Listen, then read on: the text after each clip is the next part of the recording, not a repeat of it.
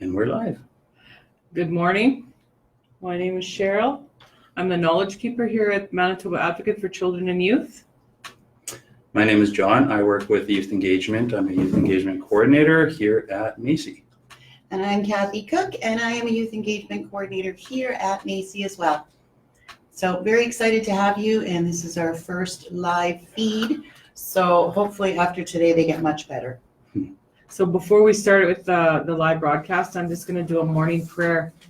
Ojo, kino abig tishnakas na may on maway. Migwich no kumis, migwich mishumis, giba wase azian nomgom, migwich nakid nomgom, gi miziang minawa ma sawin, migwich nakid nomgom, gi miziang nisawin, migwich shkishkema kwe oji miziang ma disawin. Oji miziang nabish. Oji miziang waisen yag bishin yag amudiek minawa nabish aya gig. Migwich wabanon jawanon espemak minawa gewiddanon. Migwich gizi Manitou. The Manitoba Advocate for Children and Youth wish to acknowledge that we are located on the original lands of the Anishinaabe, Cree, Oji-Cree, Dakota, and Dene peoples, and the beautiful homeland of the MACY Nation. All right. So, Kathy, if you want. So hi all, Cheryl, thank you for that introduction and that beautiful prayer. Just want to tell you a little bit about our roles here. So myself and John as the youth engagement coordinators and Cheryl as our knowledge keeper have the wonderful privilege of working with a group of individuals who really work to advocate for the rights of young people. We also have the pleasure of working with a group of young people who we spend time with every week. That's our Youth Ambassador Advisory Squad. So we have a number of young members who have committed to coming with us and doing this really hard work that we do. Our YAAS team is made up from youth across Manitoba, and their purpose really is to provide input, insight, and to guide us in our work here at the office. They participate in all of our work and support the work of the office and make sure that we're working towards better services, towards supporting our young people in our province better. So I just want to mention that if there's any questions, we do have the ability to answer those questions if you just want to post them into the comments, and we'll do our best to get at anyone that leaves any questions. We are also going to be doing a MACY swag giveaway. So we have beach ball, we have a little wavy guy here, some sunglasses. We have a bunch of different swag for our office. One lucky viewer is going to walk away with something. So if you could leave a comment, send an email, leave a phone number. The best way obviously would be leave a comment in this window, and we will connect with you after the episode is done, and we will arrange to safely get you some MACY swag. I also want to mention that presently we are on a listening tour with our office, and because of the current pandemic, we've had to suspend those with our tour.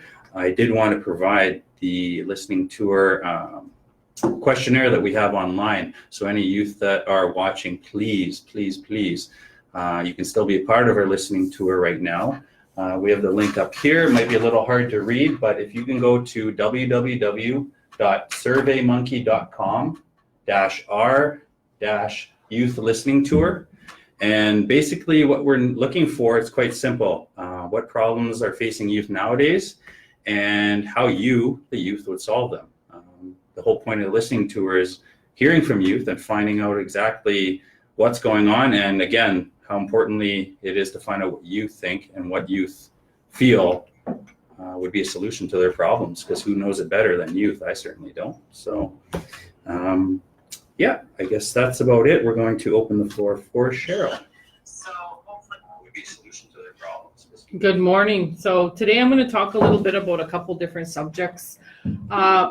Mental health, self-care, the importance of being able to have a balance in what's going on wherever you are, being able to keep a regular routine, looking at the basics that are essential, being able to have a place to rest, as it's very important for flattening the curve to be able to be in isolation.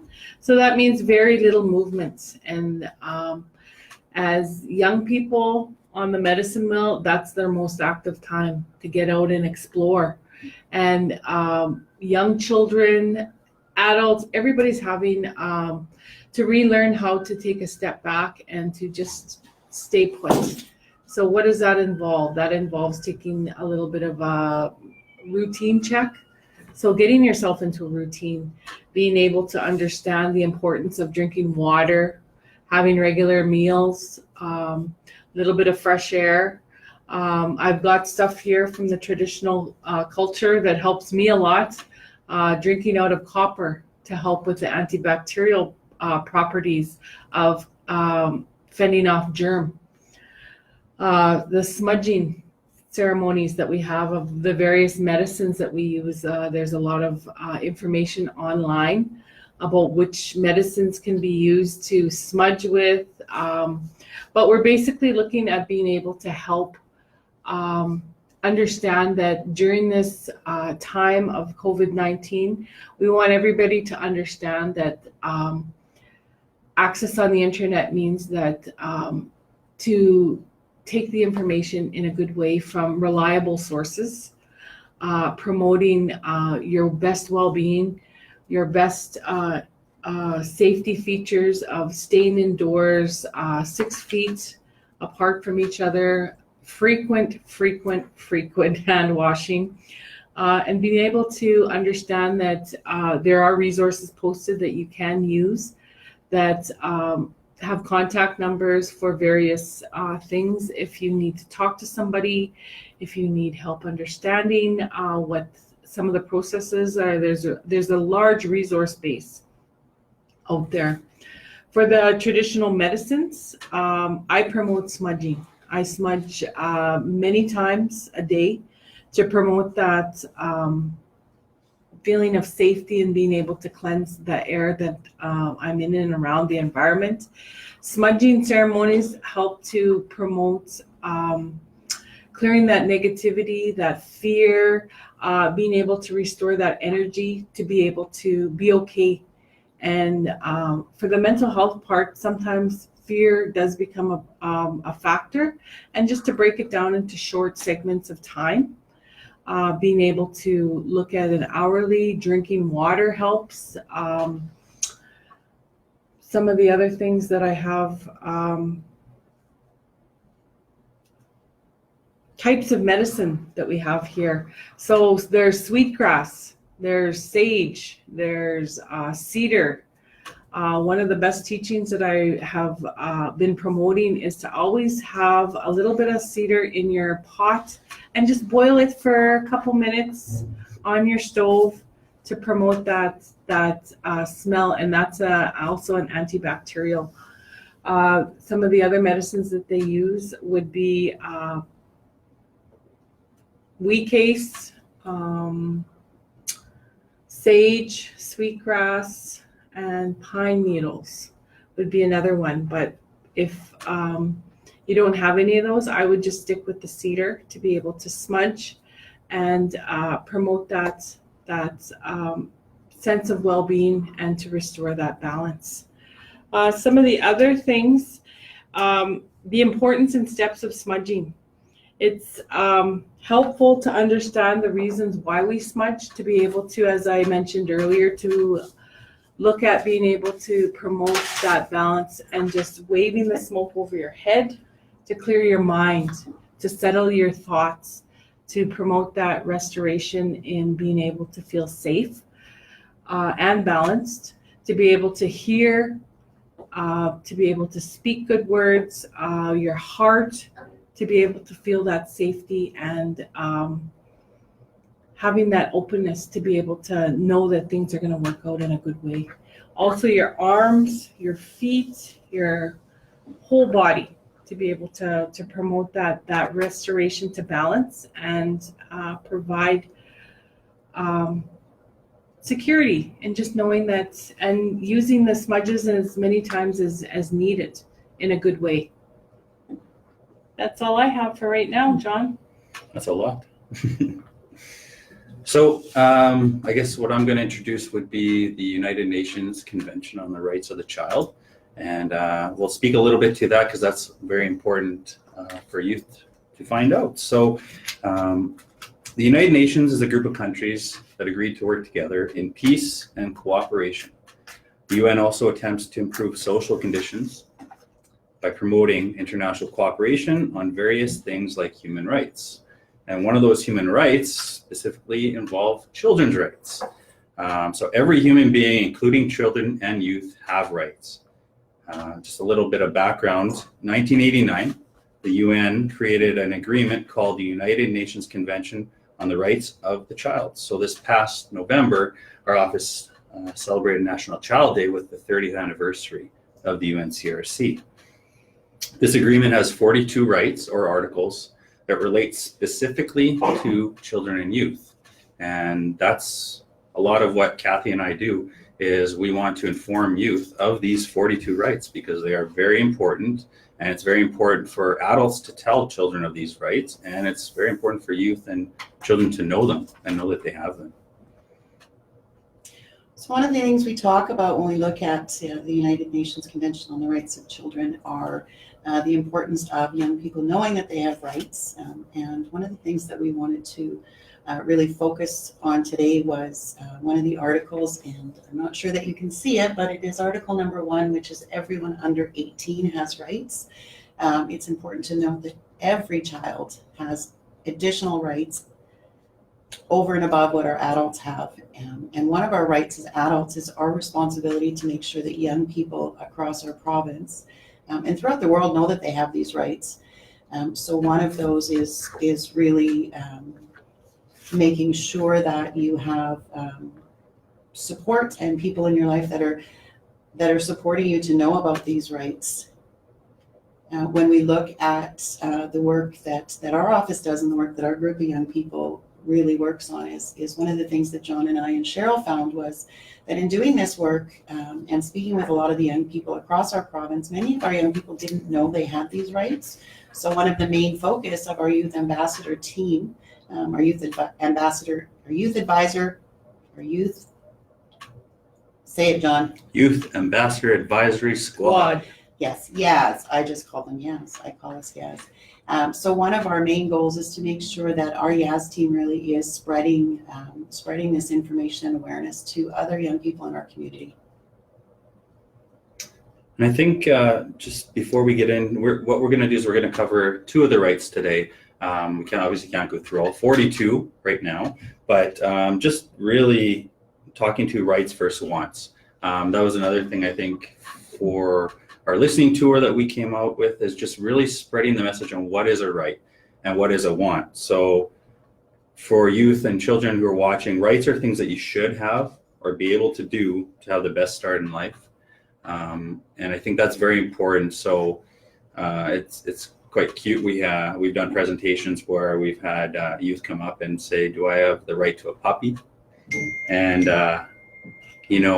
it's funny when you talk about rights and wants and try and explain the difference between that being more of a want, but in some ways that can be applied to a right, because youth do have the right to have the best start in life. So that can mean any number of things.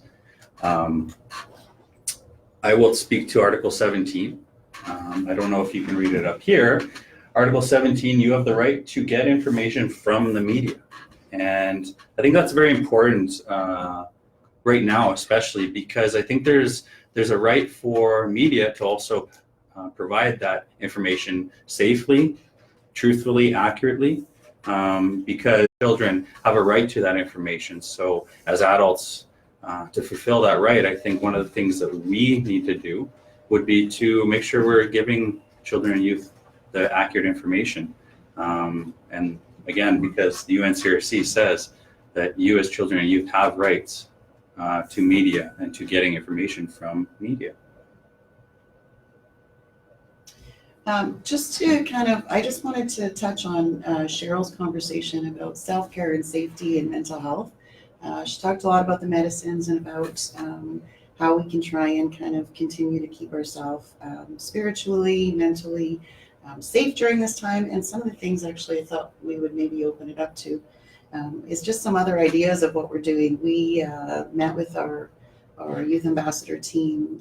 We've been doing online meetings with them. And some of the suggestions that they came up with was just making sure that they were staying connected in the time of self-isolation. Social media has been a huge tool for them to make sure that they're remaining connected and staying connected to their family, to their friends. When we look at other things we can do to work towards keeping our mental health where we need to be, look at staying connected, looking at getting outside, maintaining the social distancing, making new connections. I've seen that there's additional Facebook groups and different support groups online that people can access. So I think really in the midst of it, we still have the opportunity to create a community outside of the physical space and making sure that we're still maintaining connections and becoming connected with new folks, with new groups. Reading, writing, singing, dancing, all of those things are key and crucial in making sure that we're supporting our spirits to do what we need to do to kind of make it through the next few weeks of social isolation. Our hope is that we can continue to do this live feed for as long as we need to. My hope is that it gets better. You have joined us for our first one, so your feedback will be essential, good or bad. It's really important. We need to know how we can make it tune in next week and hopefully spend some more time connecting with other young people outside of our youth ambassador team. And just before Cheryl, I guess you're going to close it up. I just want to share again, any youth and children and youth that are watching, please, again, I'm going to show you the link here, www.surveymonkey.com/r/youth listening tour. We would really, really love to hear from you guys because we are suspending our listening tour for the time. We will be continuing it, of course. But in the meantime, when, with youth and children and youth sitting at home, it'd be nice to get your feedback on the question of what challenges are facing youth and how we can solve them. Because when we come back and when things start getting back to normal, that's the work we want to do. We want to find out from youth exactly how we help them get through a lot of the struggles that they're having nowadays. So, thank you. We're wrapping up now? Okay. Miigwech Creator, for taking care of us. We're asking that, I'm going to just say a short prayer to be able to help each and every one of us that are listening, our families, ourselves, our nation, and our communities. Please watch over us, Creator, and provide that spiritual safety, that emotional safety, that security that we need to feel right in the moment. I ask, Creator, that you watch over each and every one of us and our families. Take us just for today to be able to be okay. And we will say Miigwech for today. Aho. Hope to see you back next Friday.